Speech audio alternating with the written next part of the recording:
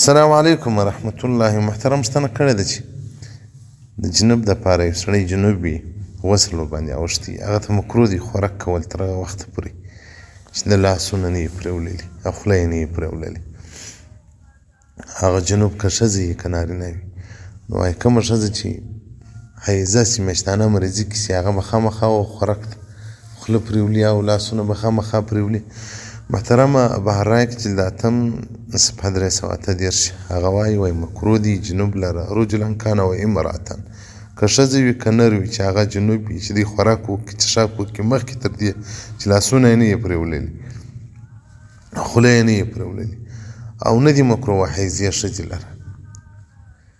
حیضه ښځه یو ښځه چې حیضه سي میاشتانه مریضي وار سي هغې ته دا نه دي لازم چې خامخا به خوراک ته خوله پرېولي. او څوک چې جنوب سي هغه باید اول وار خوله باندې اوبه وګرځوي او دغه رنګه لاسونه پرېولي. والسلام علیکم ورحمة الله وبرکاته.